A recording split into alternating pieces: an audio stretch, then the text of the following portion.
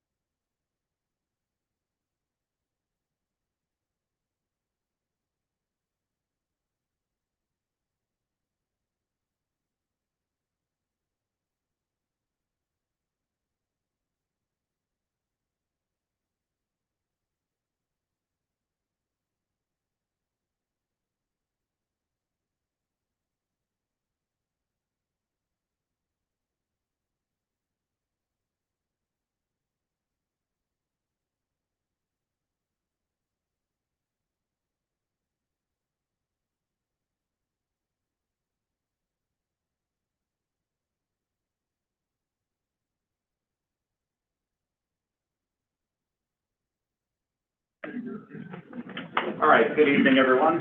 Thank you for coming this evening. This is the Huntley District 158 Board of Education regular meeting. Again, it's Thursday, May 21st, 2026. We're coming out of closed session. We do not have any action items to vote on. If I could have a roll call, please, and it is 7:07 p.m. Mr. Troy? Here. Mr. Peckity? Here? Mrs. Murray? Here. Mr. Bobby? Here. Mrs. Maiorino? Here. Mr. Craddy? Here. Mr. Ruth? Here. All right, we have 7 board members, so we do have a quorum. Before we get started, I do want to take a moment and have a little recognition and a moment of silence. I'd like to pause and honor the memory of one of our students who recently passed away. Caden Palka was a Huntley High School graduate, 2022. He was studying to be a pilot. Excuse me, he had a smile that brightened every room he entered. He was a great friend to many students. Hearts go out to his family, friends, and loved ones during this incredibly difficult time. Please take a moment of silence to reflect, remember, and honor Caden and the energy and joy brought to our Huntley 158 community.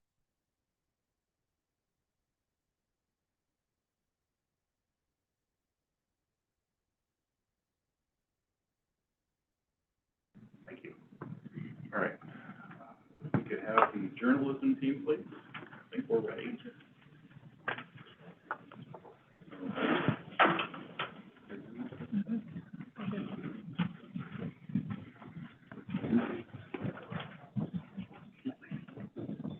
All right, welcome J-Team. Thank you for doing our pledge of allegiance this evening. If everyone can please rise.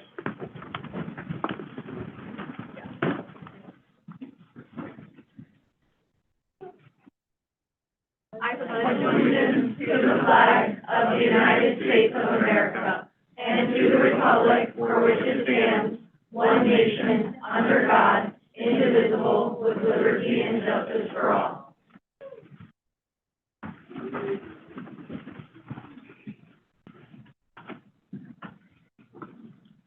Good evening, Board. We do have some journalism stars with us here tonight. And Lauren Peter and Mason Sargent are going to tell us a little bit about them. Hello. Good evening. Mason Sargent and I are very proud to present numerous accolades of the students in the Huntley High School journalism program. Before I begin, I want to say that though you're about to hear about a lot of awards, none of this comes easy. Our students truly are that good. They work tirelessly to find and share the stories of our community with accuracy, intimacy, and authenticity. That said, let's start by celebrating the 2026 IHSA State Runner-Up Huntley High School Journalism Team.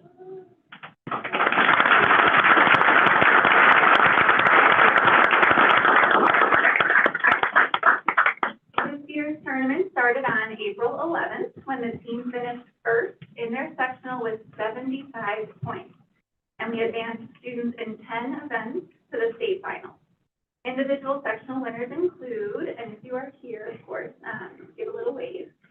If you can. If you can.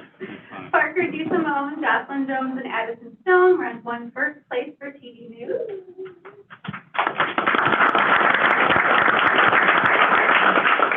Addison Zay and Violet Hyder won first place for Yearbook Theme. Haley Coleman won first place for Yearbook Design. Sophia Bondi, first place copy editing. Tyler Barrett, first place editorial writing. Haley Van Alstein competed in 2 different categories and earned second place for both yearbook caption writing and yearbook copywriting. Mia Asensio, second place radio news. Sophia Hoflicker, third place photo storytelling. Ava Broman, third place sports writing. Faye Kennedy, fourth place feature writing. Haley Paff, fourth place, infographics. Mia Guarino also competed in 2 categories, fourth place for both editorial writing and newspaper design. Nav Kyra, fourth place, headline writing. And Kristen Glusek, sixth place, news writing. The scoring at these tournaments is all about points. If a student places first, they earn the team 6 points, second, 5 points, all the way down to sixth place where they earn 1 point. Every single student that competed earned points towards our sectional win, so that's incredible. One more round of applause for that. I have been on maternity leave with a very needy baby girl, and I am so thankful to the students that allowed me to coach them virtually, going back and forth with feedback via Google Docs and messages, so thank you guys for that. 2 weeks after sectionals, the team travels to Normal for the state finals at Heartland Community College, and my being out of the building also meant my fellow coach, Mason Sargent, had to lead the charge down to state as a brand new advisor, filling in the big shoes that Dennis Brown left. So quite impressive.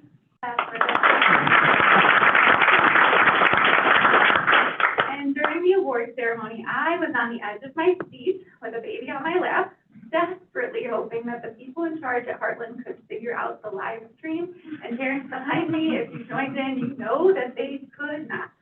So thankfully, one of the students was sharing the results with me via messages so I could try to keep up. And I knew that our team was doing quite well, but I wasn't sure how the other schools were doing. So since he was there, I'm going to pass it over to Mr. Sargent to let you know what came next.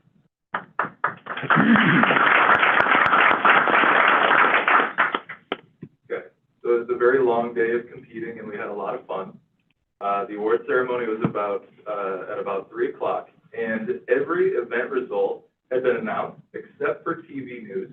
And by that point of the award ceremony, the following students had received awards: Sophia Bondi, 4th place in copy editing; Tyler Barris, 4th place in editorial writing; Sophia Hoflicker, 2nd place in photo storytelling; Haley Van Alstyne, 3rd place in yearbook caption writing; and Kaylee Coleman, 2nd in yearbook page design. And we were absolutely thrilled for these students as they were being announced, but our entire team was awfully anxious. By this point, our team had secured a respectable 20 points. We had heard schools like Palatine, Prospect, Edwardsville mentioned quite a lot, and at times often in first place of those categories. We weren't sure if we would place in the overall category, and everything depended on the results of the TV news event. In 3rd place, the TV news team was from Manuka. In 2nd, the team from Taylorville, and in 1st place, Addison Stone, Jocelyn Jones, and Parker DeSimone from Huntley High School.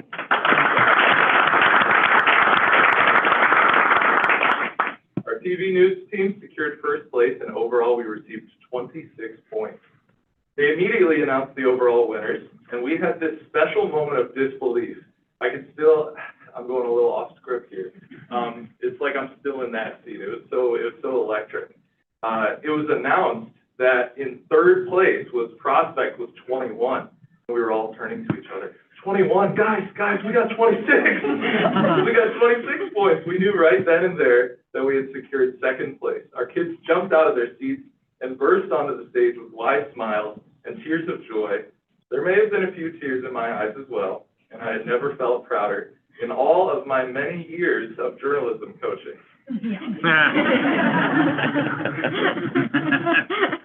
On our way home, Dr. Beelan made a point of making sure that the team got a police and fire department escort, and it was fantastic. Seeing parents assembled at the high school made this championship that much more special. As if earning runner-up at state wasn't enough, our group of kids had earned even more that we are here to celebrate. I'll let my fellow coach Lauren Teeter come up and share a bit about those.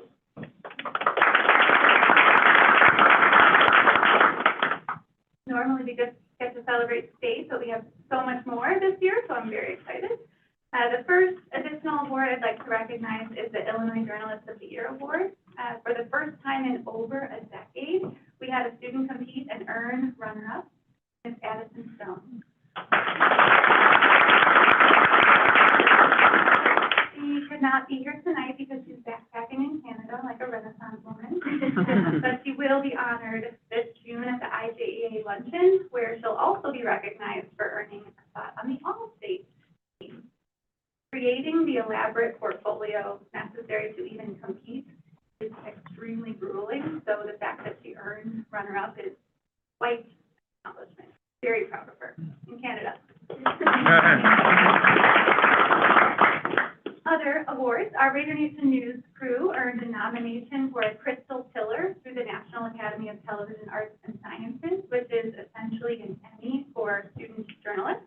So please step forward if you were a part of that news team. Kaylee Coleman, Dylan Beckety, Jocelyn Jones, Addison Zay, and Parker D.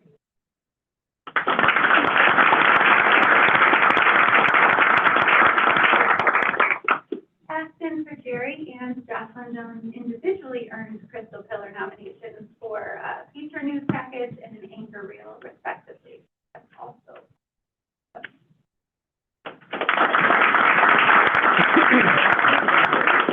Our Raider Nation News crew also earned 4th place through the Midwest Media Education Association and 2nd place through the Illinois Women's Press Association, or IWPA.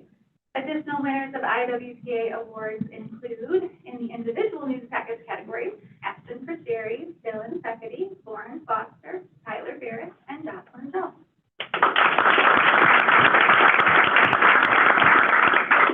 And in the yearbook categories, Casey LaCook for design and copywriting, and Kaylee Coleman for design. And Kaylee actually also went on to the national level to get recognized for her design there too. And finally, well, I guess not totally finally, but finally for me, the news crew for episode 14, Kaylee Coleman, Parker D. Simone, Lauren Foster, Tyler Barrett, and Jocelyn Jones, also earned 2nd place in the nation, I repeat, in the nation, through Quill and Scroll, which is the Honor Society for Journalists. So, incredible stuff.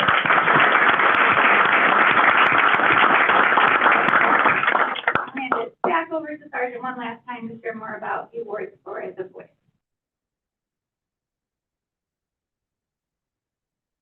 Okay, just a few more awards. Thank you for your patience.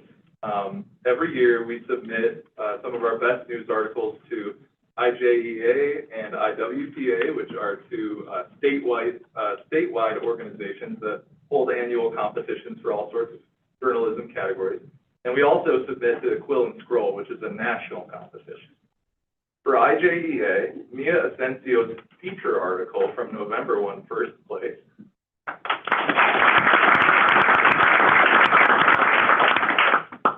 Sophia Holflicker got honorable mention for feature photo and for photo gallery. Tyler Barrett got 3rd in news writing. Anna Kreshke, which I will go off script again about. She is a foreign exchange student who was so excited about journalism that she joined us in January. We sent her a letter of recruit to join our class next year, but she was like, Mr. Sergeant, I'm not going to be here next year. Can I join right now? And we said absolutely. And she ended up getting 3rd for her personality profile from IGA. And Christian Glusek got 3rd in serious commentary for IGA. For IWPA, Mia Asencio got 2nd place for review writing. That was a nice piece on Wicked Part 2, by the way. Sophia Holflicker got 2nd place for a sports photo from the boys soccer season. And Anna Kreshke again got 3rd place for opinion writing. Ava Broman got honorable mention for sports story from IWPA. Nav Kyra got an honorable mention for opinion writing for IWPA. Mason got an honorable mention for feature writing. And that was a really special piece because she had just written it right before the competition was accepting applications, and she wrote it on a local band, so that was super cool. And lastly, for IWPA, Sophia Bondi got honorable mention for news story. Okay, all right, last but not least, almost done. Quill and Scroll this year, we had one national award winner, and that was Nav Kyra for her column writing.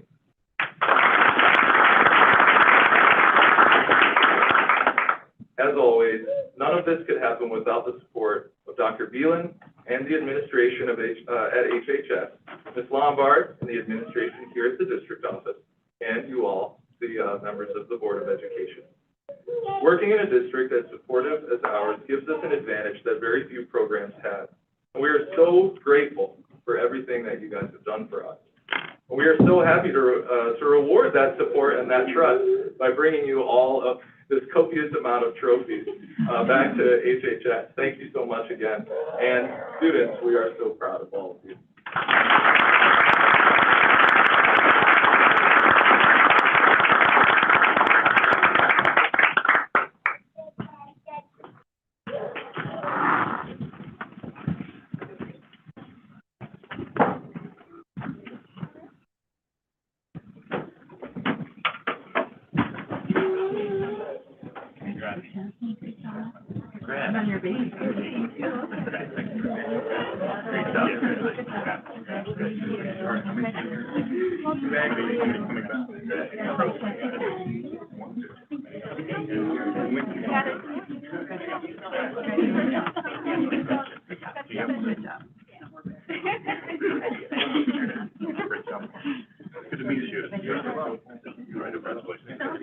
Yeah, I know. It's like, what am I gonna do, right? Like, Senior, next up.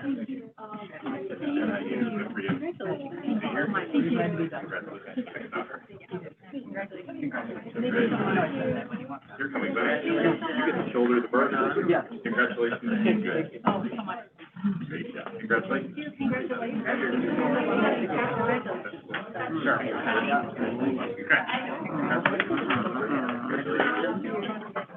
I don't want to.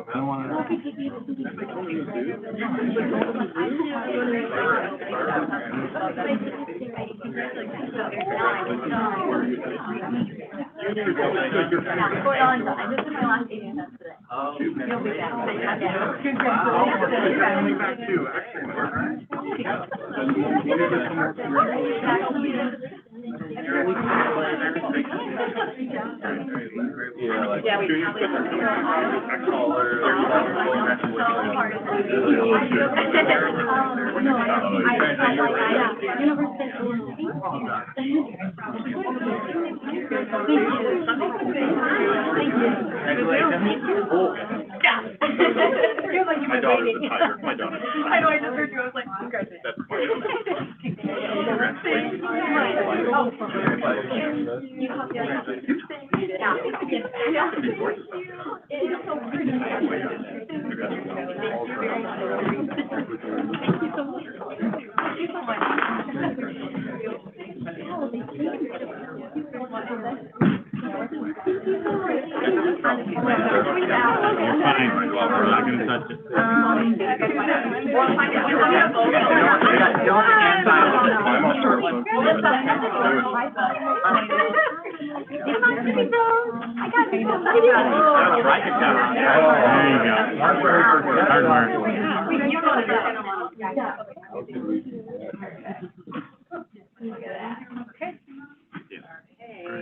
Parents, you can step forward. Please don't be shy. Move on up.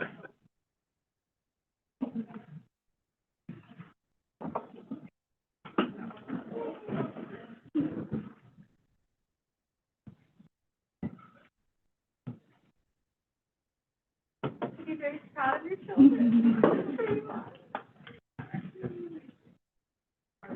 Congratulations, everybody.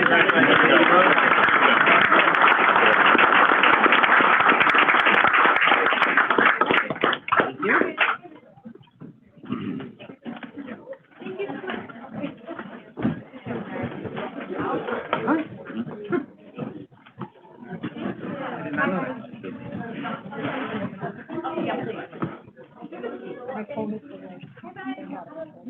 thank you. It's been my background from last week here. You too?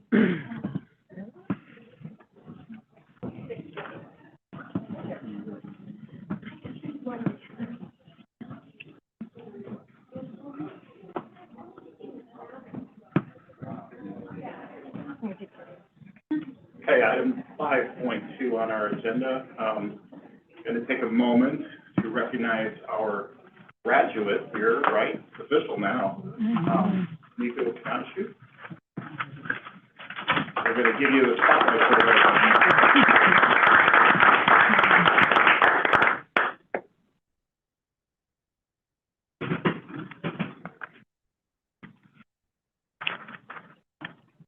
Well, Nico, your final board meeting, because the next one, I know you're planning on going, you will be doing orientation at ISU. So, we'll let you go there. That's an important one. Nico, I'm sure that there will be, many people who want to have a comment, so I'll keep mine brief here. But I want to wish you the absolute best, in your next endeavors.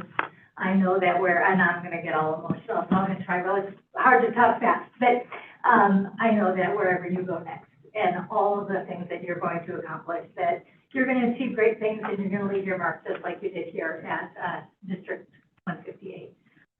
Nico, I, know that you've been watching board meetings probably long before we even knew you were watching those meetings, and, had lots of thoughts and things that, you wanted to do to be able to take this really good district, but, help make it even better, and to provide opportunities for our staff and our students and all of those things. And, came around the same time that I got to step into this role, and I just want to thank you for helping, me bring the vision of student voice and amplifying that to another level. It's the reason that we're here. It's for all of you as students.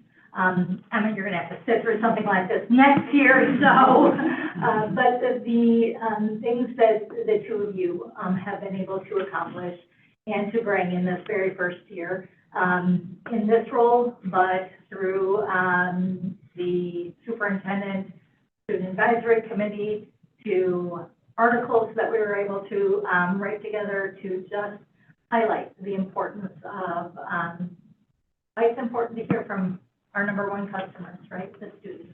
And so I just cannot thank you enough. I'm very grateful, to have been able to work alongside you and to get to know you, in so many of the roles, and to really bring, this role to fruition. So thank you too, Emma. And we have, a little gift for you. I'll bring it around, and then, a little, I guess, it's a plaque, award, it's, a teardrop, I don't know. It's like a diamond, as the inaugural, student advisory representative to the Board of Education. Some of yours will say inaugural too, even though it'll be next year. So we have this, and just a little gift of thank you, and I'll bring it down and I'll turn it over to any of the board members if there's anything that you would like to share. Go ahead. Oh, all right, I'll start. It has been an absolute pleasure and an honor to work with you, albeit for a very short period of time. I wish we had more and had this completed earlier so that you could have a more fuller experience. However, in the limited time that you have served, you've by no means shortchanged or come up short in any way. In fact, you've exceeded my expectations as we flew the plane as we were building it. Your foundational work, for both of you, foundational work that you have laid is a tremendous legacy to pass along in just your short period of time for both of you serving in this capacity. So thank you very much for all the work that you've done personally and in working with students to solidify that legacy and have somebody else step into a role where they don't have to do as much groundwork as what you've accomplished. Thank you. And as Dr. Seuss's book says, I'm looking forward to all the places that you will go. Thank you. I would just add, Nico, you've challenged myself and others on this board in so many great ways. I just sincerely appreciate your authenticity, your ability to stay measured, professional, to be able to weigh pros and cons of issues, the way you and Emma as well collect feedback from all the students, from as many as from all the schools, to truly hear that student voice and advocate for sometimes those who don't have a voice. And I just want to say thank you for all you've done for this district. I agree with what Mr. Troy said. You really have laid the groundwork and set forth a legacy for all the future folks who are going to follow in your footsteps. And Emma, it applies to you too. You're an inaugural student board rep as well. And I just, for you, Nico, I would say that you have exemplified leadership. You are someone that has set an example for so many of the students, and I think even has set an example for myself and the rest of our board. So thank you, Nico, and best of luck to you. Nico, it goes without saying, you know how proud I am of you. I've told you many, many times. It's going to be very hard for me, but I'm going to hold it together. You spent a year as a student board member, but you have spent a lifetime dedicating your life to student voice as your passion. It comes through in all that you do, and leadership in all that you do, and it is going to have a profound impact on all of the students of this district for many years to come because of the work that you have done. And you're going to go and you're going to be successful in your life, and you're going to become an amazing special education teacher or whatever you decide to do because of that love and because of what you carry in your heart. And I'm so incredibly proud of you, and I can't wait to see what's next. Thank you. Nico, I truly enjoyed, I know all of this I totally agree with, but I've totally enjoyed getting to know you as a person. You're such a wonderful human being, and our world is better because of you. Our board is better because of you. Our school district is better. And so it's just been an honor having you sit side by side with us, with Emma. And so I want to speak to the character of your person too, because that you are, it just amazes me every time I talk to you. Even when I won the election, I got my seat here, you were there. It just meant so much how much you paid attention and how much you continue to pay attention. And your integrity is just bounces off of you. You're just so true and genuine, and you're so special, and we will never forget you. So thank you for doing what you do and that you're here. So we appreciate you, and I look forward to seeing your bright future ahead of you. That's all that it is. Thanks, Nico. I don't know how to really top everything that everybody has said because I echo it 100%. But it has been an absolute honor and a privilege to serve with you on this board. I remember the first time I met you in the hall, and you came up to me and introduced yourself, and you had come to a board meeting. It was a privilege to watch how many awards you received the other night at the scholarship night. And it just solidified your commitment to your peers, this district. I remember when you came in for your interview, and that's when I learned a lot more about you and your drive and your vision and your excitement for what you had hoped to accomplish on this board. It was over the top, and you knocked it out of the ballpark. And I'm sure you found a way to really connect with all students. And I'm sure you make it look easy, and I don't know that every time it was easy, but if it wasn't, you made it look very easy, and you were very comfortable in connecting with the students, and I think that is something that is so important. You, I think, have opened that doorway for students to feel comfortable coming into this boardroom and sharing their stories with us. And I want you to take every goal and every dream you have and go fulfill it. And I'm so excited for your future. Thank you for everything, Nico. Yeah, I'll echo everything that everybody has said. Both of you have, this is exactly what we had hoped for, is to have two students sit up here and tell the student voice for us, because we're not in it every day, you guys are, right?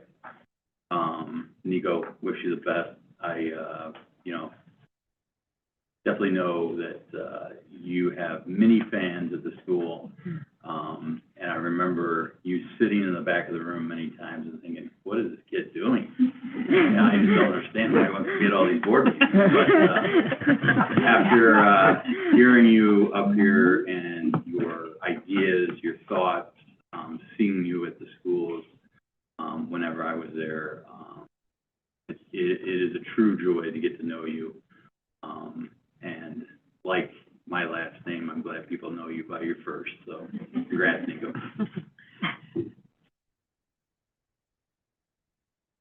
Nico, I'm old and gray, but I recognize talent when I see it. And I just want to thank you very much for all your service and your leadership. Wish you the best. Nico, I see you getting emotional over there, so I will leave it with this, hopefully bring a smile. I often would see Emma and Nico in the high school, and I would refer to them as bus 8 and 9. So Emma's moving up to 9, and next month we will be bringing in bus 8. But you will never be forgotten. So thank you for everything, and I still get to sit through the rest of the meeting. Yeah, there's no final exam that you get to cut out early for. And certainly if you want to say a few words, you are more than welcome to do so, or not. No pressure. I first just want to thank everyone for those very, very kind words. And at the beginning of this year, we didn't have this position, but I knew it was forthcoming, mainly because I would not let you forget about it. But now we do have it, and I want to thank the board for, again, appointing me to this position and supporting me and Emma's ideas and all of our ideas, even if it was like, well, can we actually accomplish that? And we certainly did. And thank you to the board for listening through all of our presentations and ideas, and all the friends we've brought along with us for all of our presentations and updates. And I would like to encourage the board to keep listening to students' voices and keep asking those good questions of the district and preparing for our future. And I plan on attending Illinois State University next year, and I'm wanting to become a special education teacher and then eventually a school leader. So who knows, maybe I'll see you again, but on a different side. Again, thank you. Thank you.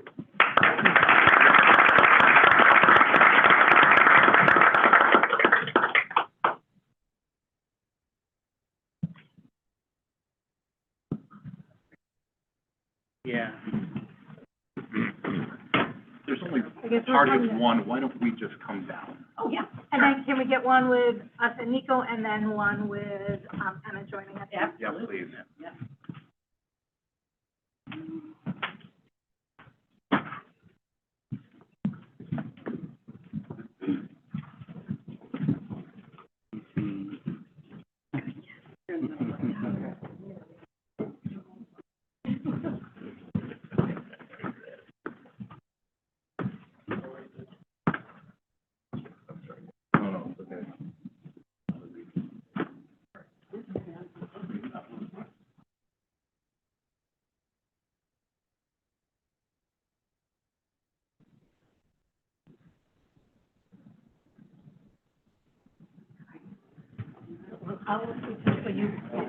There you go.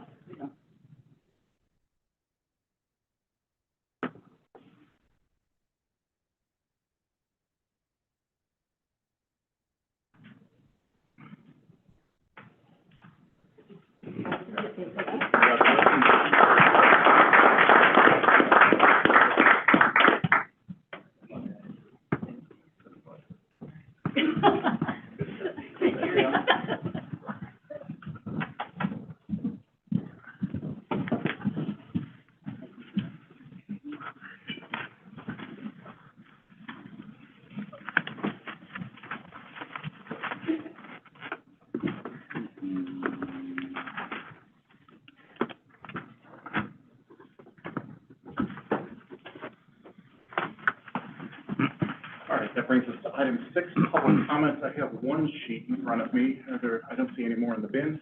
Okay. Mrs. Woods.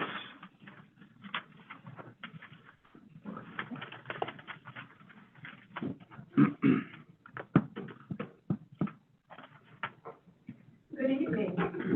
On behalf of the Huntley St. Baldrick's Committee, Mr. Sean Craddy, Mrs. Claudine Petrona, and I would like to express our sincere gratitude to the Huntley, Lake in the Hills, and Algonquin communities for their tremendous support of the 2026 St. Baldrick's Battle of the Balls event.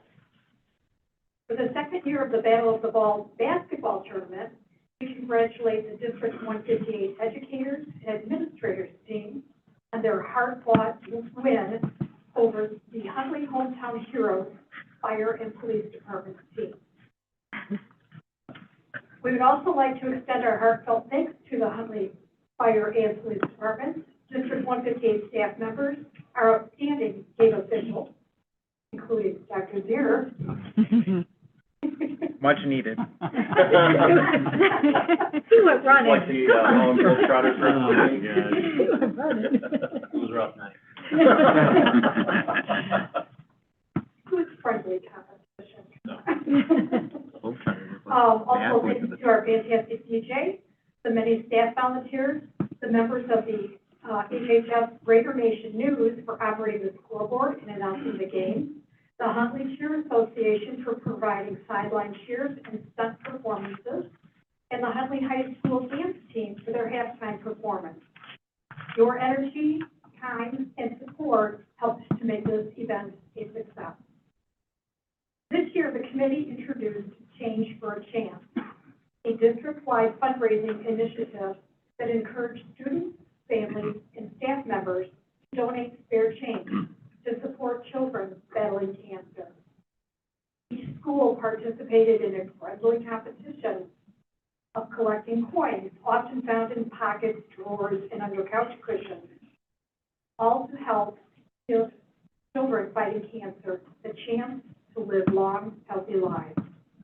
To add to the excitement, the school raising the most money would earn a traveling trophy engraved with the school name, the year, and the total amount raised.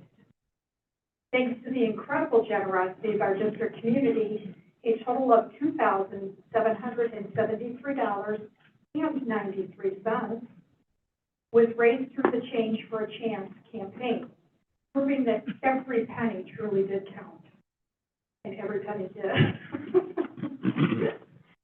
Through the combined efforts of students and staff members, the top fundraising schools contributed an impressive $2,509.30. At this time, we would like to congratulate Barlow Middle School on becoming the first ever recipient of the Change for a Chance Traveling Trophy.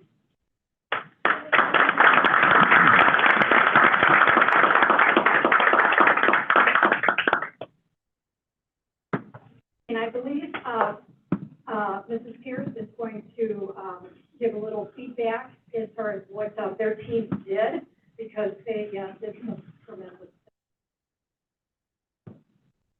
So not only did I offer to get pied in the face as one of the pieces versus shapes, many of our teams, we kind of put it out to them to come up with different challenges. They had different things in which they offered up their own teachers to get pied in the face and other things to raise money for it. One team in particular, our 8-1 team, used student voice, and they pulled the students to ask what things did they want to see. There were parts of big day, costume day, karaoke, no homework night, along with trying to say 2 of our teachers went platinum blonde in dyeing their hair, and one shaved their head as well. They got one of those really, really big water jugs and put lines across it and had a board in their pod. And as the students were bringing them change and you could visually see, it was filling up every time they got to the line, they made that new challenge. So they ended up raising, I want to say over, we have the amount. That was there, but they, as a team just themselves, was a very large amount of that.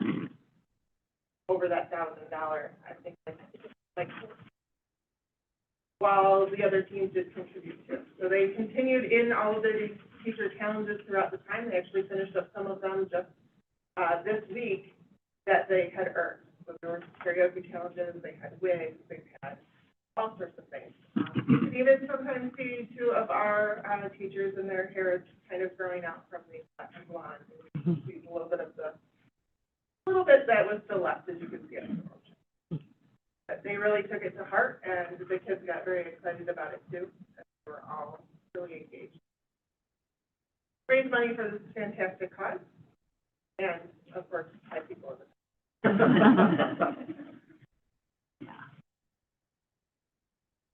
Finally, the committee, we sincerely thank everyone who supported the St. Paul Drips event. Through the combined efforts of our school, staff, students, families, community members, and local first responders, this two-day event resulted in a donation of nearly $35,000 to the St. Paul Drips Foundation in support of childhood cancer.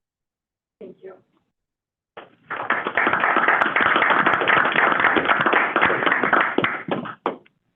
Thank you for that, and congratulations. I'm looking forward to the duct tape on the wall next year. Yeah, I've heard of that challenge too. I've seen that one. But congratulations. And thank you for the public comment. Item 7, revision and adoption of the agenda.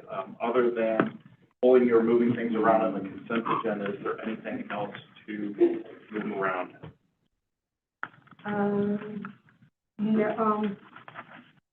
No, I just wanted to make a note, and I don't know if I should do this as a consent, with regard to 416 regular board meeting minutes were moved and revised and are now an action item. So I just wanted, I don't know if at the consent agenda is the time to talk about that or not. Now, we, last month, we consented the 416 meeting, but now it's not on the consent agenda. It is an action item because we had some revisions to it to update our vote.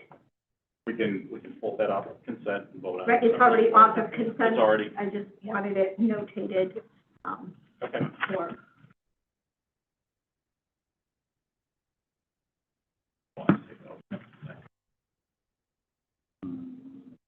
All right, so just roll with nothing to change, or do we pull the 416 from the consent specifically?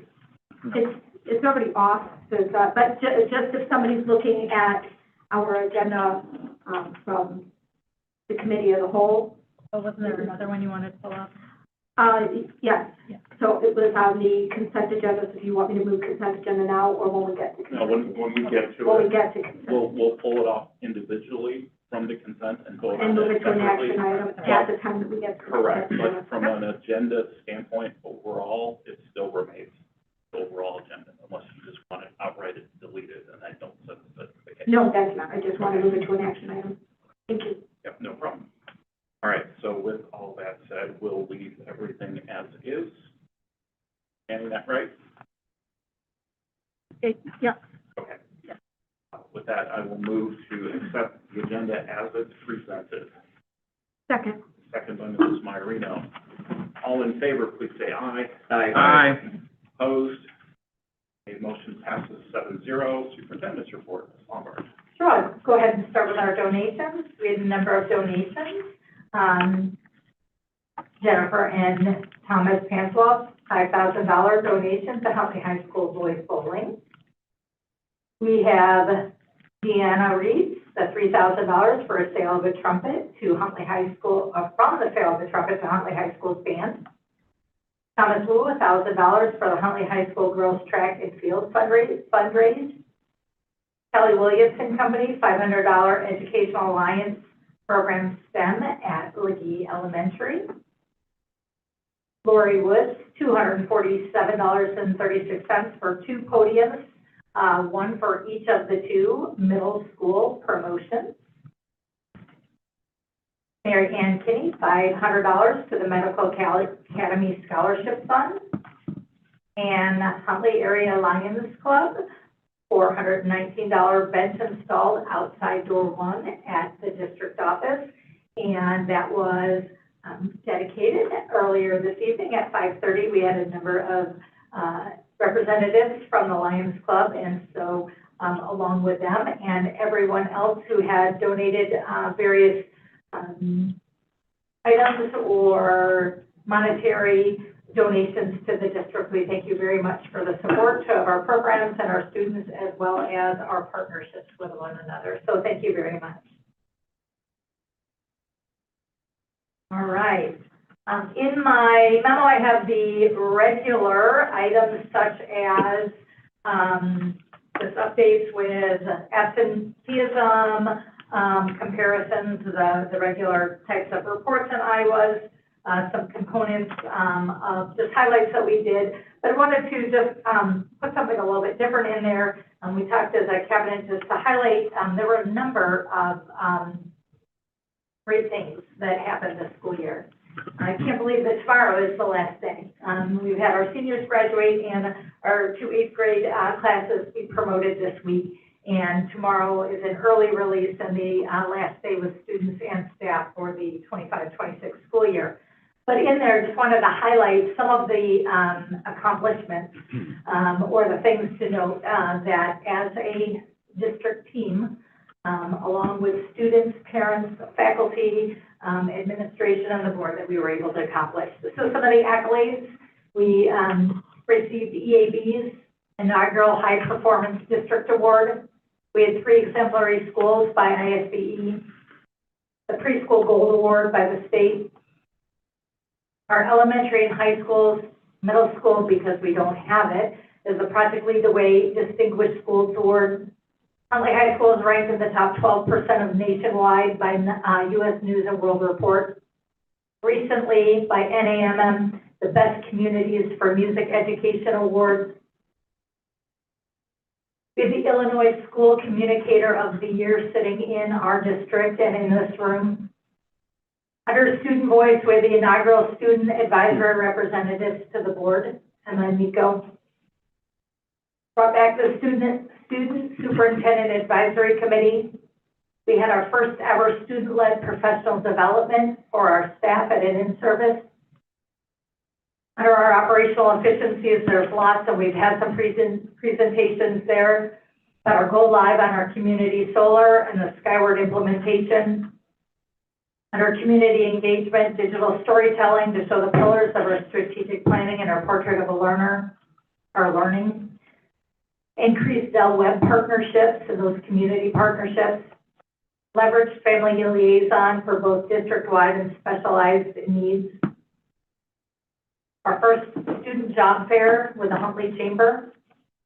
And then under the area of student success and teaching and learning, and there'll be more that we can't celebrate today because test scores are just coming in preliminary. But Lightworks opened, the expansion of our Huntley Hurricanes, the local achievement of our subgroups has been fantastic this year. Our MTSS system sufficiencies, especially when we're looking at our tier 2 and 3 interventions and supports. Our program development and curriculum development, especially in the areas of our self-contained programming and our dual language. 3.6% of our students are in private facilities versus the state's 6.9%. And our targeted intentional professional development structures that have absolutely impacted our staff performance and their ability to carry out what they do day in and day out for the achievement of our students. And lots of other things, but wanted to highlight those great things that are happening here in our district. So any questions about those or my memo in general? If I may, I'd like to recognize the young lady from the Huntley Lions Club, and perhaps she could enlighten us on not only what they do with the school, but the entire community. Come on up, Leslie.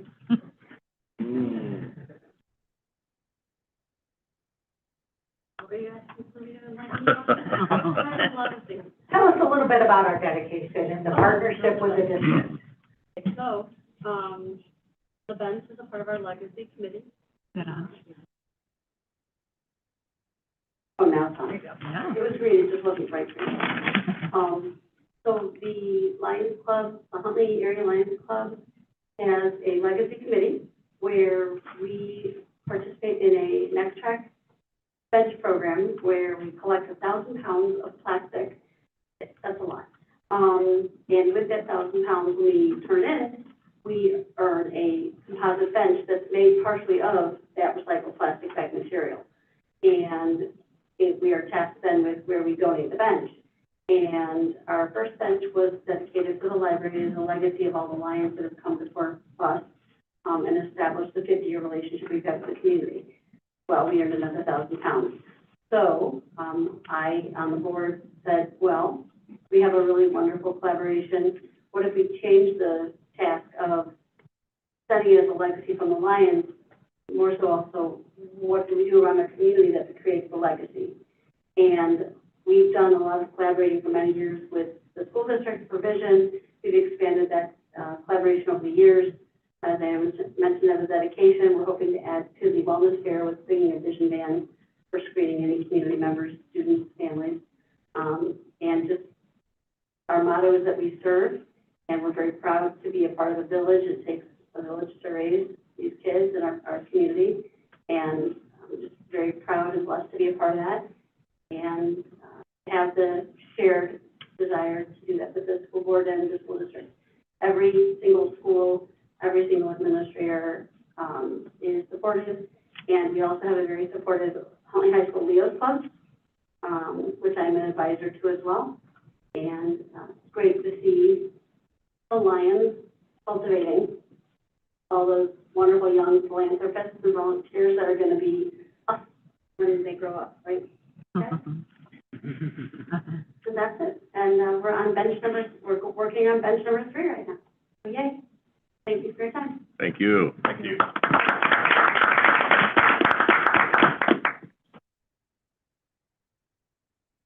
All right. I just had more of a comment. I just wanted to commend you, Ms. Lombard, and the district for all the accomplishments that you've had this past year. I know the list is quite long here, and a lot of hard work, dedication, planning, executing on the strategic plan all led to these accomplishments. So I just wanted to thank you and your team for all the things you've accomplished in just this school year of 2025 and 2026. Thank you. All right, the next item is just an annual item that we need to do. We need to just present and submit after May 1st, so it's already been submitted, the 2025-26 school calendar, final calendar. As you know, we had one e-learning day and one snow day, inclement weather day, so those had been updated, which pushed our last day to tomorrow, May 22nd. So in here, it's just information only that on an annual basis, we must put in what that final date is, changing any of the coding there, because by law, we have certain designation of number of days for students and then our staff components there. So this is just for the information only. I just had a quick question, and I saw it as I was getting ready to come here tonight. Did something change with the attendance and the report cards? Did the governor sign something with attendance not impacting the report cards? Well, on friend's Facebook, I saw that last night, and I started to Google some things, so I'm doing some research. I'll get you an answer on that. Because that was, I hadn't seen something that officially had changed on there, that it wouldn't, that would surprise me, but I will do some digging to see if something's just very final. Is that where you saw it on social media, or? I saw, it was a news report, actually, just that, it wasn't even on Facebook, it was through, on Google, and I think it was like Illinois Policy or something had put. Yeah, that's where mine something comes on there. through on Yeah, there, so and- we'll do a little bit more digging to that, yep. That it was negative, but that doesn't mean that we should not continue with our. We will still have our push regardless. Our campaign, I guess it's nice to maybe have that not factor into our report card. We'll have an update on that next month then. Okay. Yep. Thank you for all that, and a special thank you to our donors this month. Item 9, student board representatives. Nico and Emma? So for the month of May, we focused on student voice at the high school level, and you guys also have a copy of this memo on your seat. So we just wanted to go over the results from What's Great in Huntley 158, the student edition, which was high school and light. And just for a little bit of background, at the end of April, we sent out a survey to students to gather feedback about the high school experience at HHS. The survey was just open for a couple of weeks, and we received about 168 student responses, with the largest participation coming from the seniors. Students were asked to share what they like most about HHS, areas they would like to improve, and additional opportunities and support for the future. Responses reflected a wide range of perspectives and experiences across the student body. However, it is important to consider that feedback is only from a small percentage of the students.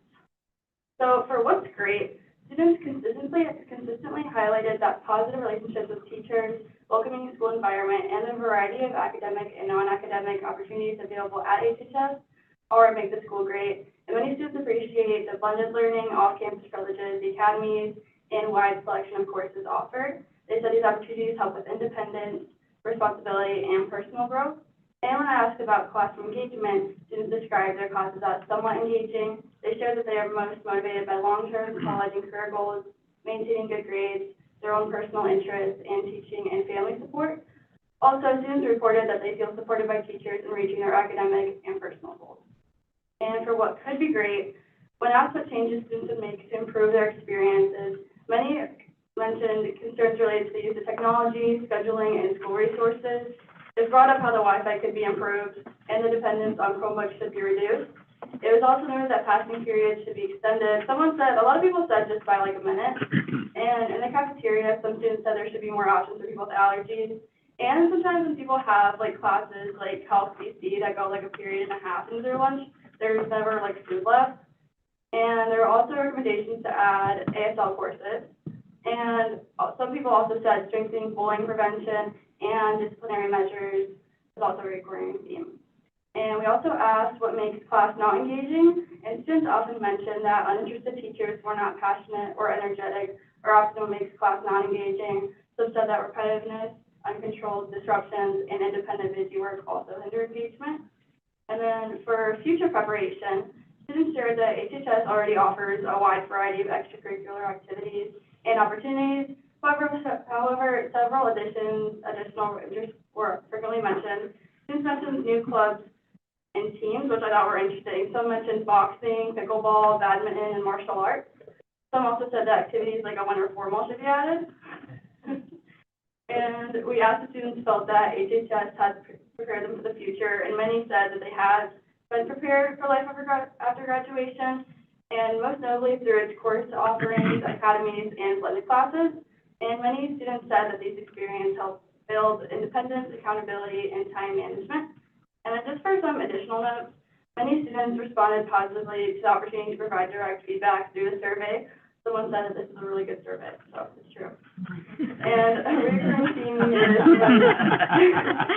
the importance of teacher engagement and enthusiasm that supports classroom culture. Many students emphasize that teachers who are passionate and excited to teach make class more interesting and engaging. And there are also many mentions about the balance between short-term memorization and meaningful learning. Many wish school is more focused on long-term understanding rather than just getting good grades. And while the survey does offer small insight into the student experience at HHS, it is important to remember that the responses represent only a portion of the overall student body.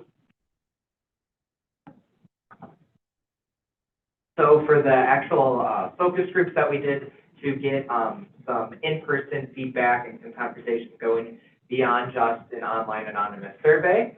So we had two parts of this. One, some focus groups took place at the high school, and these included a wide variety of students, so some from our underclassmen all the way to some of our most needy, diverse learners. So even our students who communicate through non-traditional means still had their voice incorporated in this feedback. And so what is great is students enjoy having strong social connections at school, including seeing friends, teachers, and classmates. A really consistent theme was the football games and our sporting experiences that we have, as long as those active movement opportunities and PE activities were highlighted. And And then collaboration and class variety are greatly appreciated with the number of classes that we do offer at the high school. And then the support systems like Grader Aid and that tutoring service that's offered to students is valued by them. Or what could be great is having that consistent enforcement about school policies, such as our phone policies. Like one teacher is strict about it, one teacher isn't strict about it after like you get 2 or 3 months into the school year. And then again, issues with Wi-Fi reliability and connection to the student Wi-Fi. And then traffic, parking, potentially having more parking options available to students, and transportation with late bus arrivals. And then frustration with sometimes the ID procedures where the harshness of the temporary ID procedure for students. And then the desire is for more engaging and meaningful learning experiences to happen so that students could include project-based learning, group work, and then having more opportunities to go outside.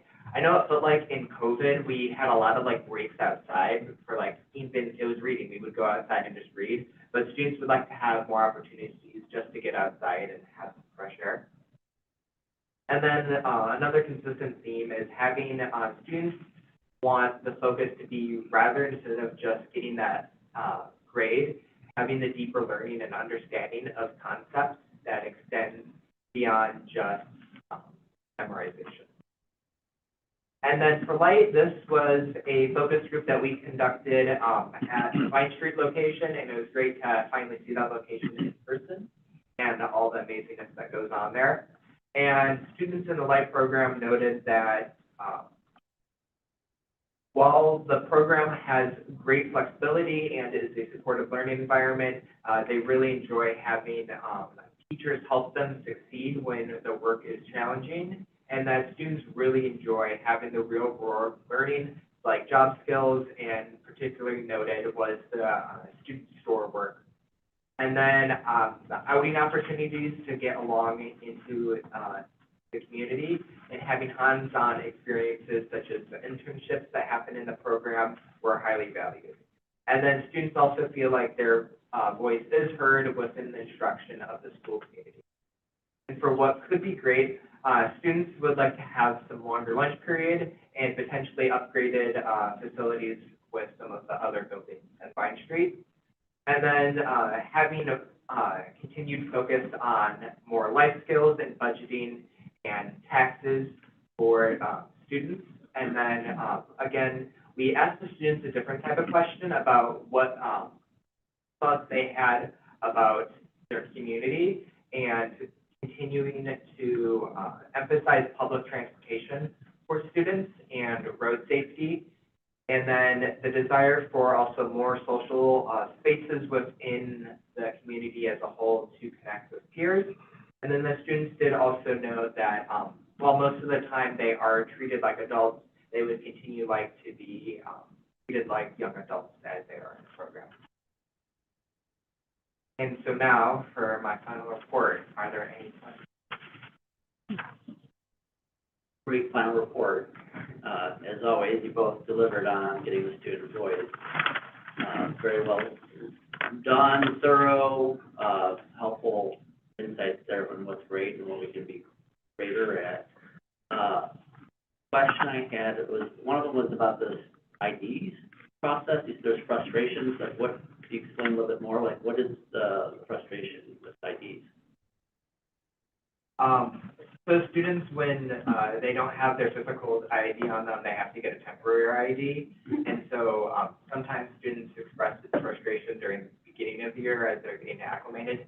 One of the focus groups was with our underclassmen, and this was mainly a common theme from them. But the strictness with once you have so many temporary IDs that are stickers, you start getting assigned consequences automatically. And so students were looking at how we could rethink that policy.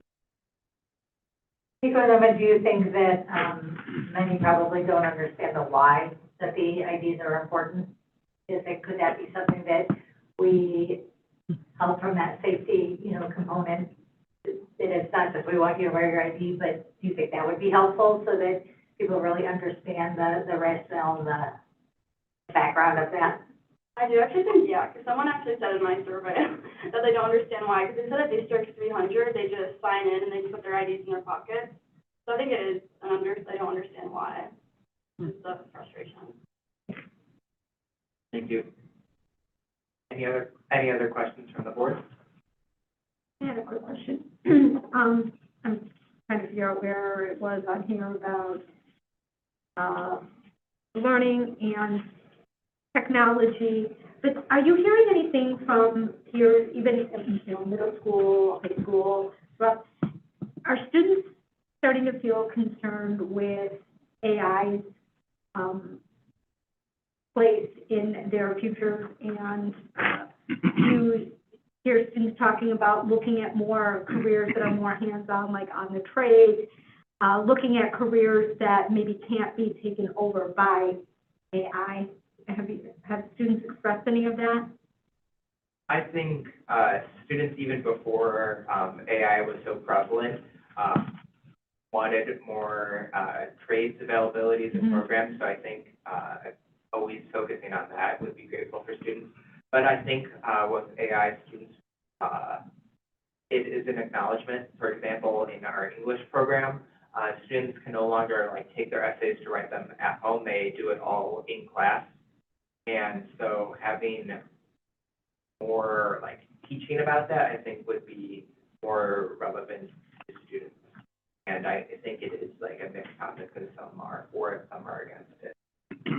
And I've even seen that across our state level. A few months ago, I attended the ISB Student Summit, and there was a session on AI, and I attended it, and I shared what our district's policy was, and it was very interesting hearing what some of the other school districts are doing, and I think we definitely are on the forefront and are on the right path forward with how we are handling AI. Thank you for that.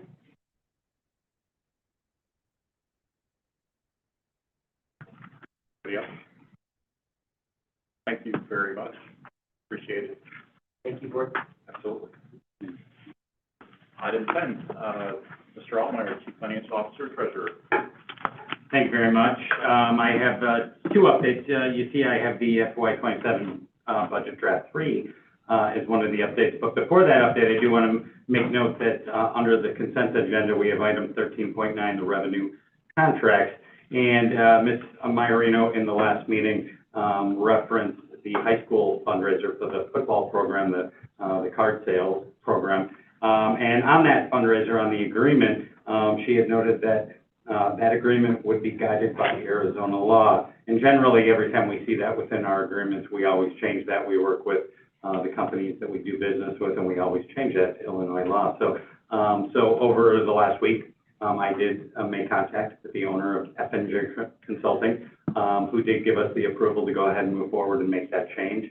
So I did want to let you know I made that change, and under consent, that change has been made. So thank you for that, and we will work with our activity folks as well as our athletic directors to make sure that moving forward that we're all looking for the right things when we are reviewing agreements. So thank you for that. Now it's time to get to the FY '27 budget draft 3. Draft 2 was presented briefly at the fiscal workshop. So we are on draft 3, and we've come a long way. And I'm going to walk through some of the changes. If you noticed, you're not looking at a 60 or 70-page document. I did abbreviate the operational financial statements attached to the memo, and that's because in June, we're going to be bringing you the tentative draft of the budget. That's the fourth draft of the budget, but that draft needs to be approved by the board, just as the final draft does in September by the board as well. So since we're bringing that 1 month from now, I figured I wouldn't send you 60 pages to review. I'll just give you the high-level summary and let you know what is still coming down the pipeline. But I said we've come a long way because draft 1, if you recall, we had a $1.6 million deficit. Draft 2, when we presented the update at the fiscal workshop, we were able to make some adjustments, and we brought it down to a $1.2 million deficit. In today's draft 3, we've made a lot of adjustments, and you can see that, we're now sitting, I say, at a balanced budget, but it's barely at a balanced budget. It's a little over a $30,000 surplus. A lot of the, adjustments that we have made, I kind of spelled it out in the memo, the material modifications. In draft one, we updated the estimated levy, 2026 with the consumer price index from 2.3 to 2.7%. We updated the final new construction from an initial estimate of 45 million to the final of 60 million. We lowered the capital bus purchases from approximately 1.1 million to $550,000. If you remember, in draft two, you'll see below, we made another adjustment on that.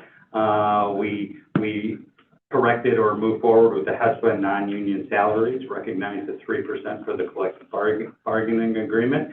And based on interest rate revenue and what we were seeing in the market, we lowered interest revenue from last year's estimate of 2.1 million to 1.5 million. In draft two of the budget, we reduced the new adoptions expense by $500,000. We increased health insurance by almost $1 million, $900,000, based on where we were previously trending, and then we increased that number by 7% to get to where it is today, and that's 18.2 million. And I do want to note that may need to be adjusted again. We also reduced the categorical state revenue and transportation by approximately 700,000 due to the estimated increase in the proration level at the state. And that brings us to draft three, where we made a lot of additional material adjustments. As a result, this is really the draft where, as a result of us looking at our headcounts, looking at all the different opportunities that we have to make cuts and save money, we made a lot of these adjustments within this draft. So as a result of retirements, resignation, unfilled position, the district reduced salaries by approximately $1.2 million. Of that $1.2 million that we reduced only on the salary line item, we get to really hit the benefit line item for those salaries. Retirement and resignation savings approximate $874,000. But I think it's really important to note here is we do have a lot of, not a lot, but we do have retirements that we are seeing. But what we're doing is we are committed to bringing in a new employee for a lot of these very experienced positions that are retiring or resigning.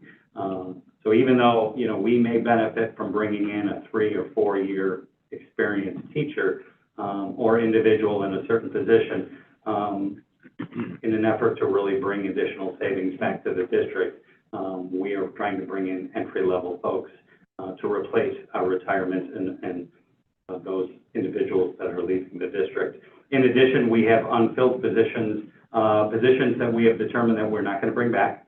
A few administrative positions are also in here, approximating $323,000 of additional savings.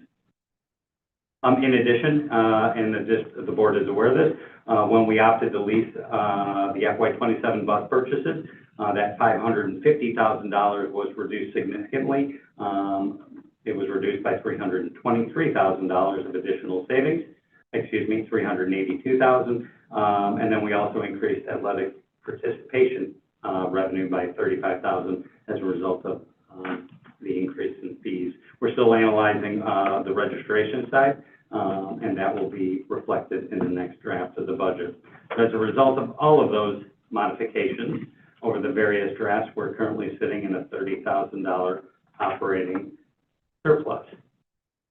I mentioned there's a lot of adjustments. There's a lot of things still coming down the pipeline. Maybe some favorable, maybe quite a bit unfavorable.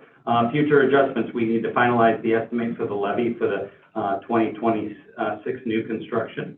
That would be this levy year that we're seeing right now. We have estimated $20 million, but that very well could be 30 or 40 or $50 million. I have asked for a revised estimate from McHenry and Kane County, and that has yet to be seen, but as soon as we get that information, we'll update the budget accordingly. That may help us a little bit.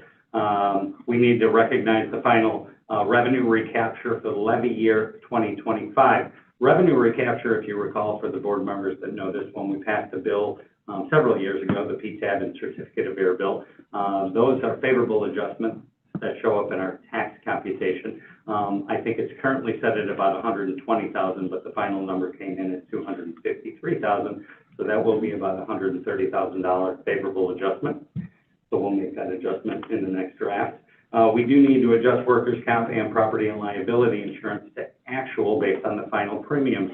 We did get the final premiums about a week ago. Really good news. We are actually seeing a decrease in our workman's comp insurance and a 3% increase in our property and liability insurance. The other thing to note, though, is that we are going to get a check on the workman's comp insurance because we're part of a pool, and every 10 years or so, they give money back, so to speak. And we're collecting about $139,000 that will come back to us. So that will be recognized in the FY '27 budget as well. So we will handle and account for that accordingly. So that's another positive adjustment. We'll continue to recognize additional operational efficiency savings for fuel and paper as we get closer to finalizing the overall budget. We still need to finalize all the state grants, EBS categoricals based on the final proration that's coming down from the state. We need to finalize the health insurance estimate. You know, we are continuing to work with the Health Insurance Committee to see what plan year 2027 looks like. So we have a better idea of what to expect for the latter half of the year, the final 6 months. And then once we know that, we should be able to hopefully provide a better number on the health insurance side. We have other federal funding. We have final special education estimates, private facility as examples, and we also have building budgets, and we are working very hard with the buildings, as we do with our departments, to really, in accordance kind of with our KPI and our goals, to have a zero-based budget. So we just recently, last week, went through a little kind of project, if you will, with our building budgets and all of our principals, to really get into the nitty-gritty of where are we spending our money and where do we need to be spending our money to start that zero-based budgeting process. So those are adjustments as well that will be coming down the pipeline. So we still have a lot to do with the FY '27 budget, but we're getting closer every time we go through the process. So I did want to bring the board up to speed. Again, we will be presenting the tentative budget. Again, I'll probably get into a little more detail on the revenue and expenditure assumption side when we do that. I'll probably do a presentation as well, but I did want to give you an update of all of the adjustments that we've continued to make, and I would be happy to answer any questions you might have at this time.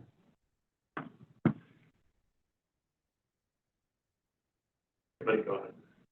Have you ever considered publishing the Black Border to catch up on the new growth? I'm sorry, say that one more time.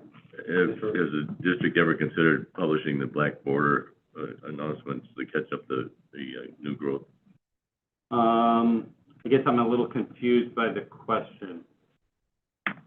A lot of districts in the fall year, they'll publish what I call Black Border, and it's an announcement saying they're going to levy the amount, their levy rate will not change.